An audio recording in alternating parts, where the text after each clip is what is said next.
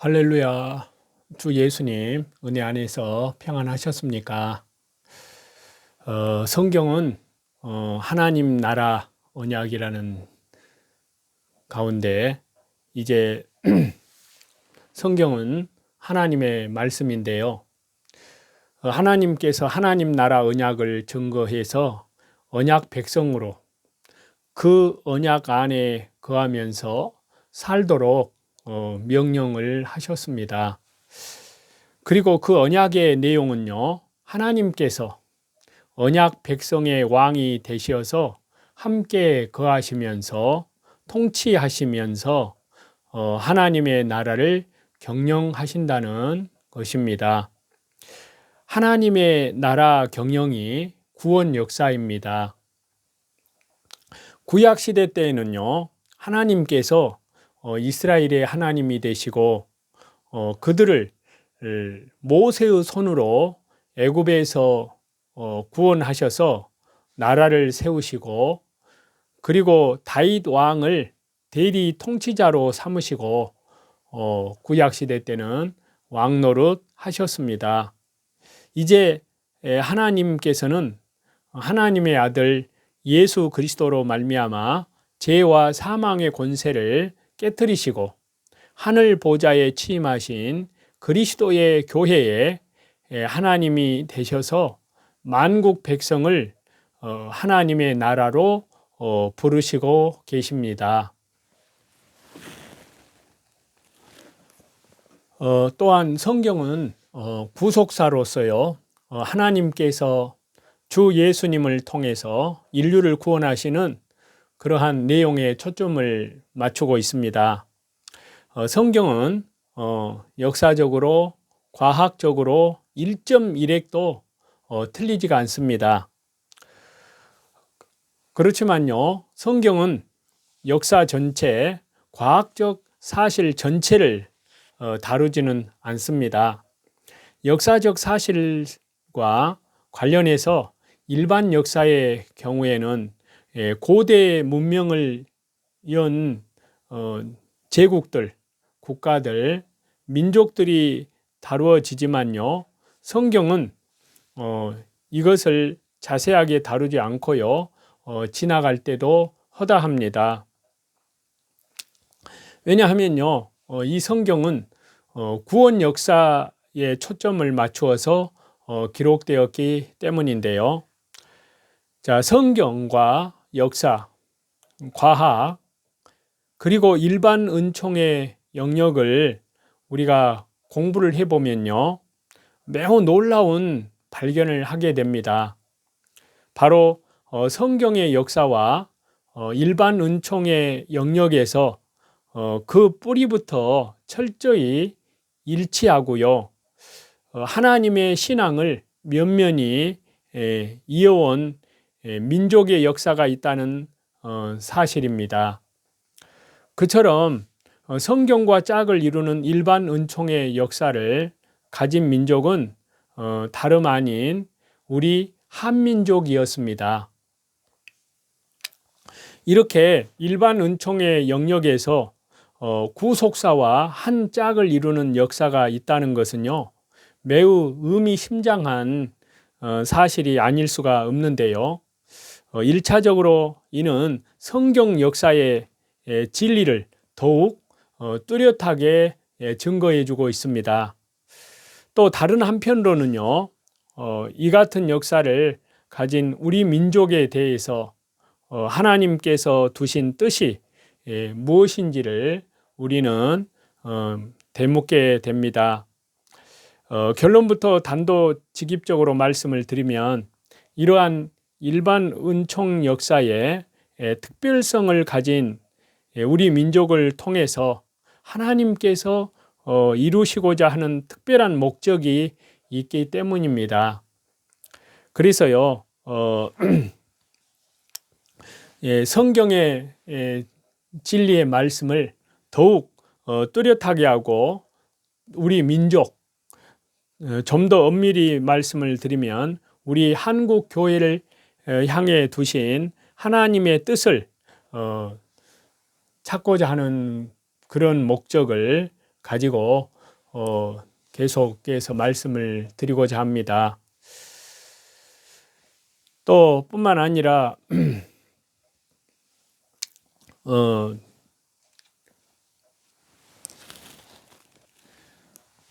역사의 진행과 성령님의 역할이 있는데요. 이스라엘의 역사의 회복에 성령님께서 이루십니다. 여호와 하나님의 영을 두어서 이스라엘이 살아나게 하시는데요. 자, 구약성경 에스겔 37장 11절에서 14절을 보겠습니다. 또 내게 이르시되 인자야 이 뼈들은 이스라엘 온 족속이라. 그들이 이르기를 우리의 뼈들이 말랐고 우리의 소망이 없어졌으니 우리는 다 멸절되었다 하느니라.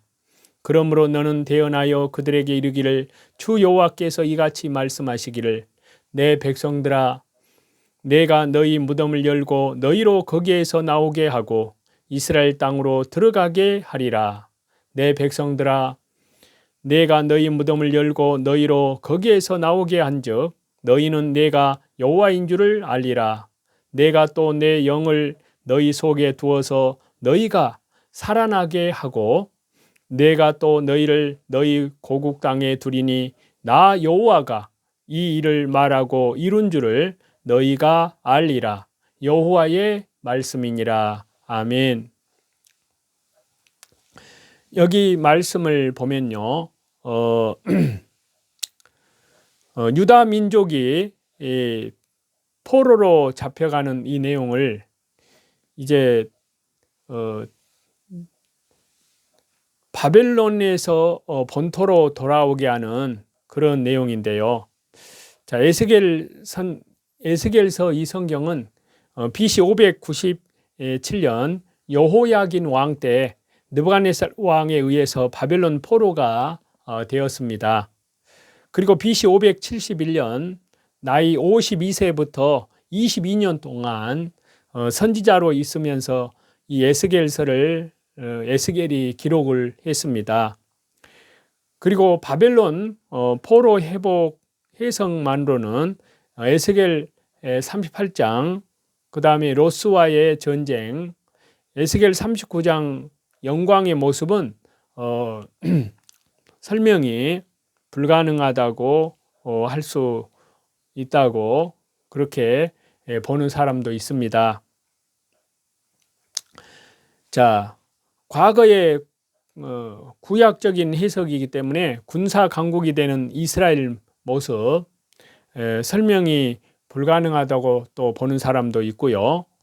바벨론 기한 직후의 이스라엘 모습과 에스겔서 37장, 38장, 39장의 예언은 일치하지 아니했다고 해석하는 사람도 있습니다.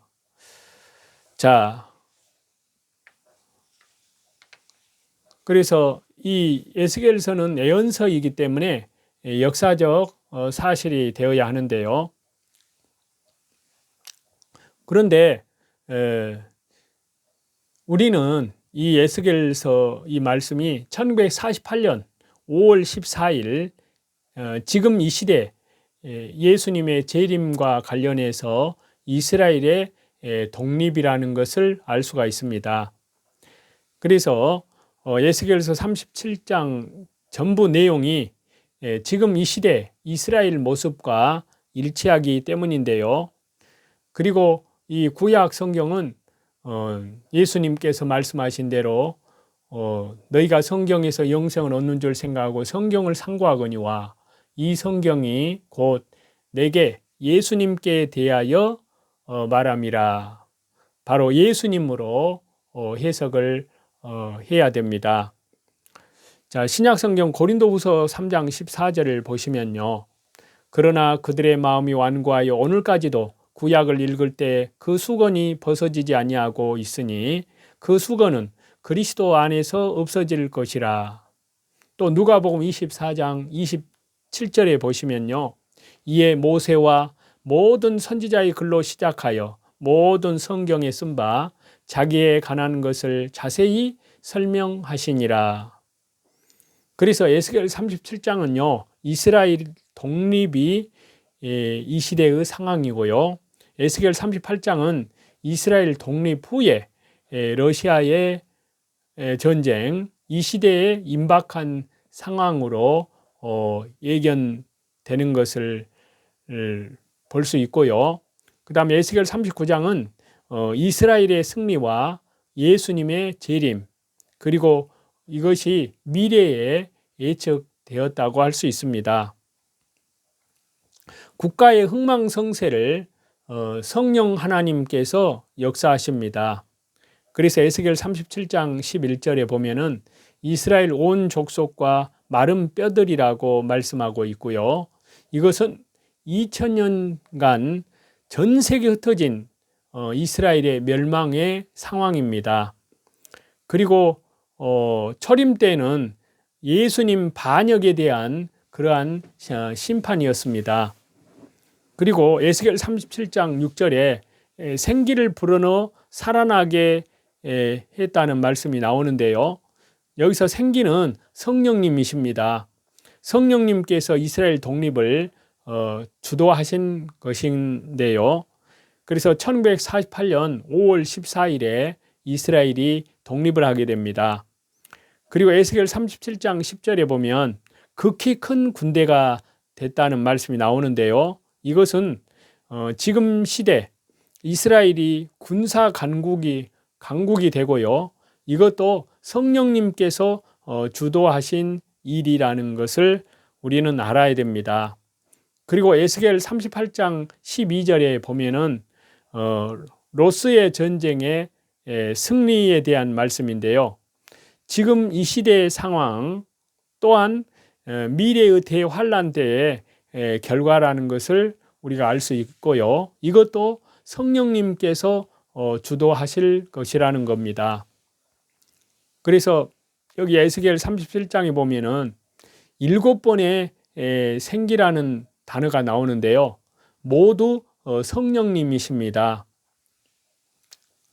그래서 5절과 6절 에스겔 37장이에요.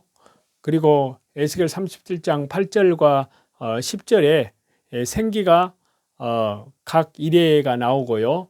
9절에서 생기라는 말이 3번 나오고요.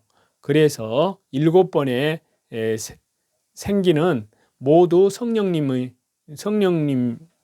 말씀합니다.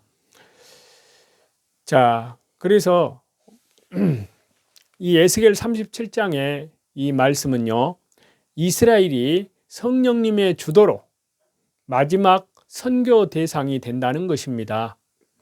예수님께서 땅끝 전도 명령을 하셨는데요. 거기서 땅끝은 이스라엘로 보기도 하는데요. 자, 사도행전 1장 8절입니다. 오직 성령님이 너희에게 임하시면 너희가 권능을 받고 예루살렘과 온 유대와 사마리아와 땅끝까지 이르러 내 증인이 되리라 하시니라. 자, 보혜사 성령님께서 이스라엘의 핵심을 위해서 독립시키시고 복음까지 전파되게 주도하십니다. 이스라엘에서 시작된 복음이 서진해서, 그러니까 서쪽으로 진출을 계속해서 마지막 시대인 지금 한국을 통해서 다시 복음이 들어가서 이스라엘 땅끝이 되고 있습니다. 성령님께서 이것도 주도하신 일이라는 것을 우리는 알 수가 있습니다.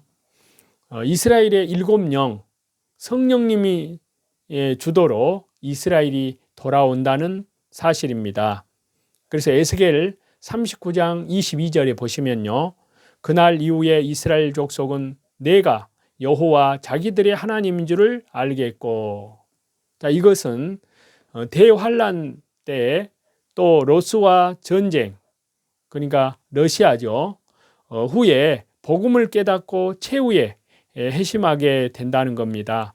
이 모두 7영 성령님께서 주도하셔서 대환란 때 돌아올 것이라는 겁니다.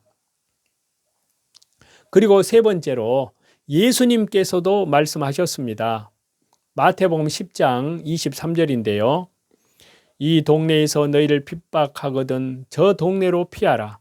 내가 진실로 너희에게 이르노니 이스라엘의 모든 동네를 다 다니지 못하여서 인자가 오리라. 자, 이 말씀은요, 현재 이스라엘에 복음이 들어가고 있는데요. 성령님께서 주도하신 겁니다. 2010년 초에는 이스라엘 전국에 20여 개 교회가 있었고요. 그리고 2018년 1월 달에는요, 약 400개의 교회가 이스라엘에 생겼습니다. 그리고 건물 교회는 100개, 집회소는 이스라엘에 200개, 그리고 가정교회는 100여 개, 그리고 이 모든 일이 이스라엘에서 성령님께서 주도하신 일입니다. 자, 우리 민족의 역사도요, 일반 은총 속에서 성령님께서 주도하신 역사라고 할 수가 있습니다. 자, 한국의 상고사 일반 은총은요, 구약의 하나님의 성령님께서 주도하셨다고 할 수 있습니다. 그러니까 마고성 시대 환인 황국, 환웅 배달국, 단군 조선국, 북부여와 열국, 이 모두 창세기 신앙을 일반 은총 속에서 성령님께서 보존을 시키셨습니다. 신약 초기에 기독교의 신앙의 전례도요, 보혜사 성령님께서 주도하셨는데요. 고구려, 백제, 신라, 가야, 발해 등 초기에 주 예수님의 복음이 활성화되었습니다. 이 모두 보혜사 성령님께서 선교 사역을 주도하심에 포함이 되었는데요. 자, 종말 재림 때 7명 성령님께서 세계 선교를 주도하시고 계십니다. 한국 교회를 세계 선교 마무리 국가로 주도하시고 주 예수님의 재림, 요한계시록을 전 세계에 전파하게 하실 것으로 봅니다. 자, 요한계시록 7장 1절에서 3절을 보시면요. 이 일 후에 내가 네 천사가 땅 네 모퉁이에 선 것을 보니 땅의 사방의 바람을 붙잡아 바람으로 하여금 땅에나 바다에나 각종 나무에 불지 못하게 하더라. 또 봄에 다른 천사가 살아계신 하나님의 인을 가지고 해 돋는 데로부터 올라와서 땅과 바다를 해롭게 할 권세를 받은 네 천사를 향하여 큰 소리로 외쳐 이르되 우리가 우리 하나님의 종들의 이마에 인치기까지 땅이나 바다나 나무들을 해하지 말라 하더라. 이렇게 하나님의 은혜의 가운데에서 온 세상 두루 가운데 해 뜨는 곳에서부터 해 지는 데까지 하나님의 역사는 그야말로 광대하게 역사했다는 것을 우리는 이제 알아가고 또 이 말씀을 드려갈 텐데요. 자, 그리고 이제 지금 시대에 대해서 더 말씀을 드리겠습니다. 모든 것이 추적이 되는 세상입니다. 그래서 대혼란과 난리와 난리 소문을 있을 것을 성경에 말씀을 하셨는데요. 자, 예수님께서는 종말에 대한 되어지는 모든 징조를 말씀하시면서 자, 마태복음 24장 6절부터 9절 사이에 말씀을 하셨습니다. 난리와 난리 소문을 듣겠으나 너희는 삼가 두려워 말라. 이런 일이 있어야 돼 끝은 아직 아니니라. 민족이 민족을 나라가 나라를 대적하여 일어나겠고 처처의 기근과 지진이 있으리니 이 모든 것이 재난의 시작이니라. 그때 사람들이 너희를 환난에 넘겨주겠으며 너희를 죽이리니 너희가 내 이름을 위하여 모든 민족에게 미움을 받으리라. 자, 주님 오시기 전에요. 이 지구상의 대혼란과 더불어서 각종 난리의 소문을 듣게 될 것이고요. 민족이 민족을, 나라가 나라를 대적해 일어날 것을 알리면서요. 이 모든 것이 재난의 시작으로 그리스도인들에 대한 핍박이 있을 것임을 주 예수님께서 미리 성경에 기록해서 알리셨습니다.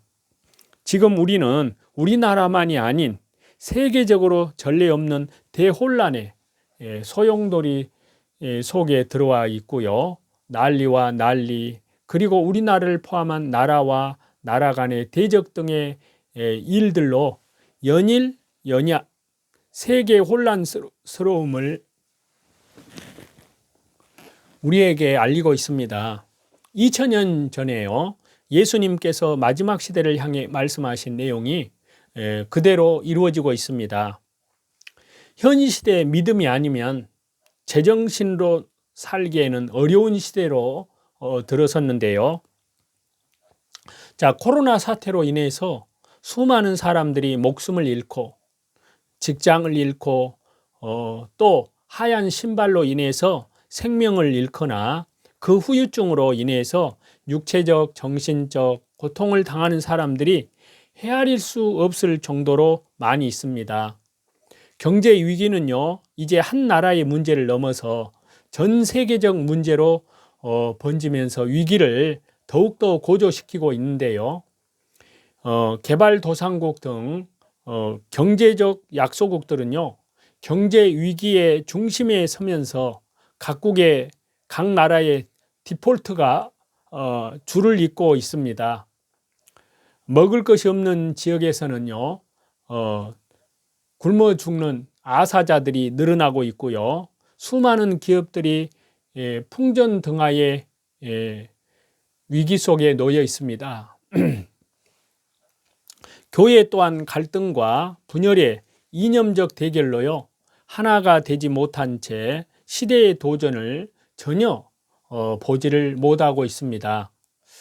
교회가 성경을 믿지 못하면 교회로서의 기능을 제대로 할 수 없습니다. 교회가 시대에 대해서 침묵하면 올바른 시대적 안내와 대안을 줄 수가 없습니다. 교회가 옛날 고전적인 교리의 가르침을 시대와 접목시키지 못하면 죽은 교리가 되어버립니다. 이미 딥스와 시대적 이데올리기에 의해서 가스라이팅된 교회의 모습에서 주 예수님의 오심에 대한 준비의 모습은 전혀 찾아볼 수가 없고요. 오히려 찾아볼 수 있다는 것이 이상할 정도입니다. 시대에 대해서 안내하는 교회는 10%도 채 안 됩니다. 1차를 합쳐서 하얀 신발을 맞은 교회 수는 약 96%에 해당합니다. 이를 기준으로 참고해 보면요, 시대에 대해서 안내하는 교회는 4%도 안 된다는 사실을 아주 쉽게 짐작할 수 있습니다. 그것도 아주 조그마한 교회들이고 아무 힘도 없고 영향력도 줄 수 없는 교회들이 대부분입니다. 그러다 보니까 유튜브를 통해서 수많은 시대의 메시지를 알리는 채널들이 많이 있지만요, 대부분이 너무 위험하고 성경적 지지를 하기 어려운 내용들이 있습니다. 그리고 종말을 안내하는 채널들 중에 이단들이 너무 많습니다. 교회에서 시대에 대한 말씀을 듣지 못해서 갈급해하는 성도들 중에 다수가 이단적인 잘못된 가르침에 미혹되어 있습니다. 그리고 너무 쉽게 미혹이 됩니다. 자신들의 시간, 물질, 능력을 사단에게 갖다 바치고 있습니다. 이게 우리 교회들의 현실이고 또 잘못들입니다. 시대만 대혼란에 빠진 것이 아니라 교회도 대혼란에 빠져 있습니다.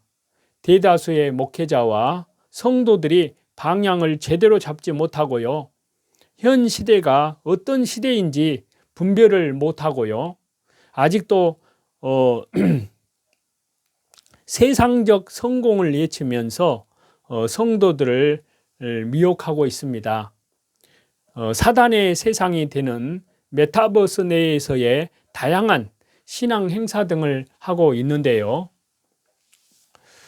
그런 또 목회자들 중에는 CBDC가 무엇인지를 묻는 자들이 꽤 있습니다. UN 아젠다 2030이 무엇이고 ID 2020이 프로젝트가 무엇인지를 모릅니다. 더 그레이트 리셋이 무엇인지를 모릅니다. 그리고 어떤 휴거가 올바른 휴거인지를 모릅니다. 또 WCC, WEA, 그리고 NCCK, 그러니까 한국 기독교 교회 협의에 대해서도 모릅니다. 같이 이렇게 대화를 하다 보면 시대와 배도에 대한 무지함이 경악스러울 정도입니다. 이미 오래전부터 현 시대에 대한 안내가 매스컴을 통해 수도 없이 나왔고 지금도 나오고 있습니다. 그럼에도 대부분의 목회자와 성도들에게는 이런 내용들이 보이지를 않습니다.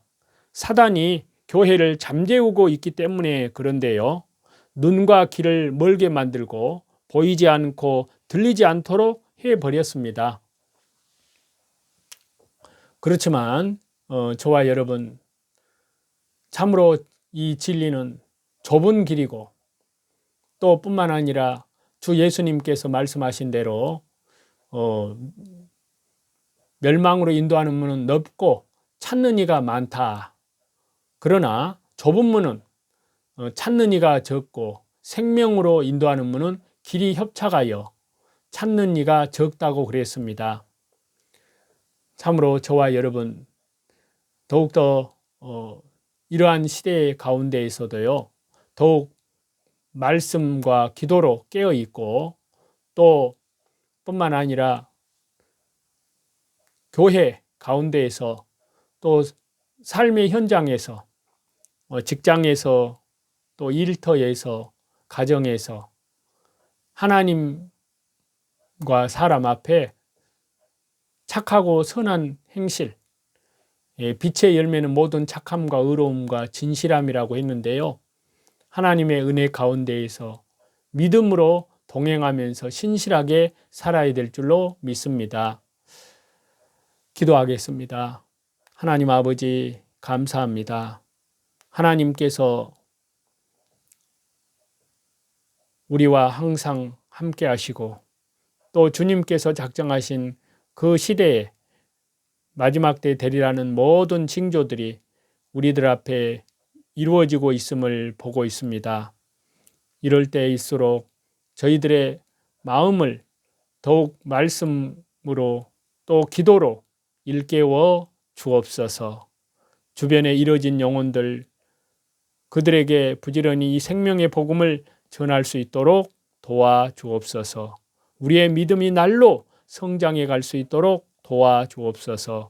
예수님의 이름으로 기도하옵나이다. 아멘. 찬송 드리시겠습니다. 놀라운 곳에 주 예수님 내 주 참 능력의 주시로다. 큰 바위 및 안전한 그곳으로 내 영혼을 섬기시네.